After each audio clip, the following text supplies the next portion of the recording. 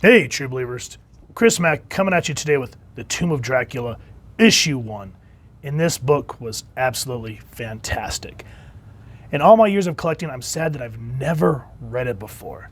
But as, Cheech in Ghostbusters 2 said, better late than never. And I'm glad that I did because this book has so much history associated with it. The print date on it was April 1972. And when we dive in, before we even read any of this stuff, where is it at? Here it is. I couldn't remember where they added it. Again, I love how they just nonchalantly added the creators in here under the Rest in Peace tombstone here under Castle Dracula. But according to the book, it says Stan Lee editor, Gary Conway writer, Gene Colan artist, with assistance by John Cossetta being the letterer. That's interesting because from what I researched, what actually happened is, it was Stan Lee that really wanted to bring horror back into Marvel, because at this point, the Comic Code Authority had lifted its 17-year ban on monsters. And so they decided to go old school and use Dracula. I mean, why not go with something that is classic and established and public domain? But anyway, getting back to what I'm talking about here, the book, in and of itself, the plot, should I say, the scripting of the plot was Roy Thomas and Stan Lee. And then to add, kind of flesh it out more, then they brought on Jerry Conway. So I'm a little disappointed that here that they didn't, credit correctly. But it was the 70s and it was kind of hit or miss. I mean, if you remember a lot of the older books, there was rarely any credits on them whatsoever. The only way we're able to really decipher them now is you go just on the Marvel's wiki page and it'll tell you.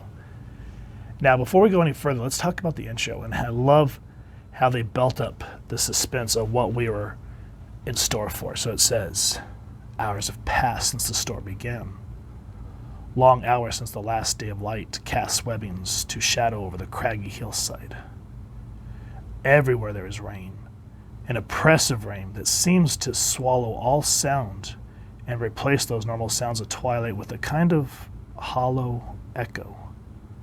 An echo, yeah, an echo of many things, of other times in the same place, of other men and other eyes, of one man, a man become legend, a man whose name is whispered by these wary hill people, a man whose name is Dracula.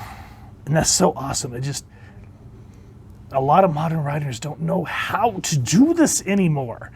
I mean, look at this. After that, then we come down to the headstone. In this night, there's a stench of death, of things long past living. But it is a stench quickly lost, consumed as all things are consumed by the seemingly endless, seemingly eternal rain.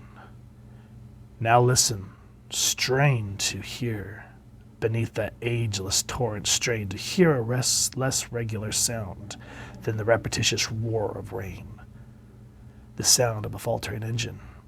The sound of a nightmare's birth.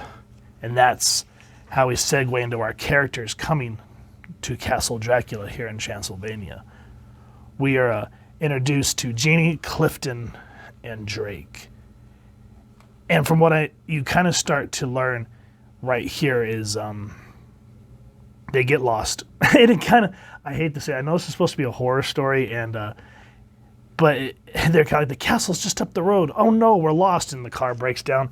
And all I could think of while I'm reading this is Janet and Brad when they're in what town is it? Is there the state, the Idaho? Or no, Ohio. It didn't Ohio. There it is.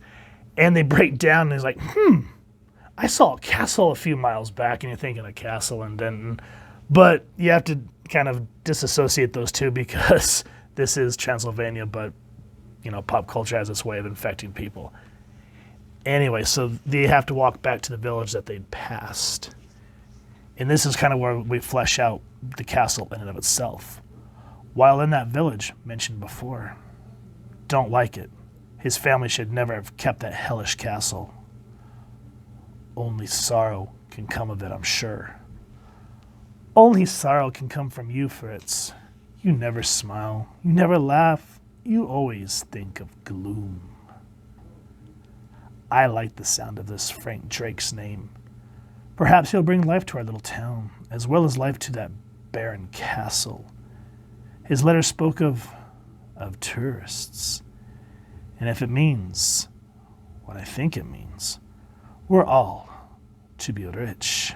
And then the Fritz, his name is Herr Berger, I think is how you pronounce it, or Burgeister, either or. And he goes, let me welcome you to Transylvania.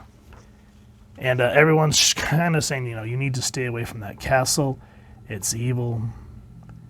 And he says, could you use it? Can we have a carriage? There are several people who own carriages, Herr Drake. There is none who will take you.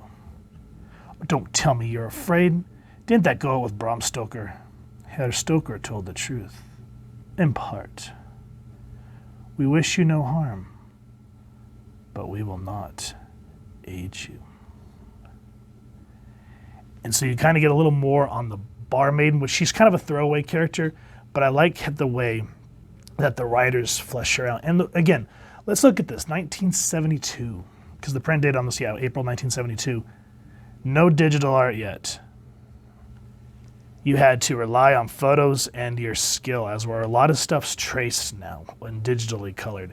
And yes, it can look amazing when done right, but look at the quality of this. I mean, it doesn't look human per se, but it looks like like you would trying to take like a model and make it into a comic form. And I like the way that it's built up when they have to take the carriage. It's very much like they went back to the well of kind of drawing from Bram Stoker where, what's his name? The main protagonist of Bram Stoker? John Harker, or Harkness, I can't remember. But remember, he comes to Transylvania and they take him the rest of the way to Castle Transylvania. And this guy's talking about, I don't believe that there are vampires, for there are many who bar their windows at night and set a wreath of wolfbanes at their door, and many more who wear a blessed crucifix about their necks. Religion? Perhaps. Some would call it fear. But I, sir, no, I don't believe all that stuff. Superstition. Stuff brave men give to hold. Then he goes, after saying that right in the same breath, now, sir, this is as far as I go. The castle is yonder, but a short walk, as you can rightly see. No fear, Otto. Tell me more about your bravery. And then Clifton's like, please, Frank, let's not argue. Or it's Jeannie, my bad. And he goes, the girl's right, sir. 'Twill do you no good. Even a brave man knows not to be a fool. Now, while all this is going on, we learn Jeannie, the female protagonist of this story, used to be with Clifton, but she left him for Drake. And right here, I love how it's almost like a melodrama. It says, nothing reaches him, even the most obvious of sudden betrayals. Jeannie, Frank's in another world. Now it's time for you and me to make up. You know what I mean. Please, Clifton, it's over between us. It's been over for months. I don't love you anymore. I can't. Why can't you accept that? Accept it. Why? And you can see Drake, there's something up with him, and he goes, his mind floods with images, golden images emblazed on a night black background. And you come to find out that Clifton had a family fortune, but he essentially squandered it. And what he does is he tries to go to all his alleged friends to get money to go back on his feet, but no one wants to loan him because they don't want to end up in debt because giving money to someone else. And so he finds a man named Clifton who's with Jeannie, but as you can see here, they fall in love. And the only reason that Clifton really seems to be going along with him to talk about this property, he goes, here's my diary. And he goes, oh, and also, I never told you. Ready yourself, Clifton. The family name used to be Dracula. Like in the movies. Are you for real? Like it or not, yes. After Drake reveals his family history to his friend, he goes back and begins reading the journal. And it talks about Dracula's grandson seeing the transformation of his grandfather. and then, of course, Van Helsing, which I found funny here. I don't know if this was a typo or if it's in the original comic, but they put Van Helsing. And now, here's another question, and maybe more of you book scholars can help me out. Is it legit Van Helsing or was it Van Helsing? But when I saw this, that completely threw me off. And it talks about how he rammed a stake into Dracula's heart. And I want you to keep that in mind because that's a point as we go later into the book. And we see the decline of, what's his name? The dude. Clifton, and how his jealousy for Jeannie begins to sour him. And he thinks he struck gold, though, because he finds Dracula. And as I said, the plot beat of the stake to the heart. Now we're going to skip over how Dracula returns. But here, this is something I wanted to touch on, where the artist said when he was looking for, inspiration, he wanted to try to find someone that, kind of had that menacing look. And that's where he came up with the idea of modeling this Dracula after Jack Palance, who was an actor back in the day. And from what I understand, Palance wouldn't play Dracula for another 2 years, I think in 1974. So I think this was just kind of a foreshadowing his destiny. But look at that, with no digital art, just line work, the deep shadows, just absolutely beautiful work. And some things happen with Jeannie. Some tropes about silver and crosses happen, but the action just really starts to pump up to 10 towards the end of the book. And then there's an angry mob. And the artist even said that he was kind of inspired by Frankenstein, which you can kind of see as everyone comes to Castle Dracula when they notice somebody dead in the village. I'm not going to give away who it was, but you can kind of see the angry mob and sort of that inspiration from the original Mary Shelley's Dracula Frankenstein film. Overall, guys, I wish that I would have read this earlier on, but again, better late than never. The Tomb of Dracula is definitely a comic that you want to read this October. Just really sets that nice Halloween vibe. So if you've enjoyed what you've seen, the original, try to find an original, which would be nice. It's probably going to be a little pricey, but at local comic shops, they are selling these facsimile editions, which this one was only $4, which I feel like it should have been $1.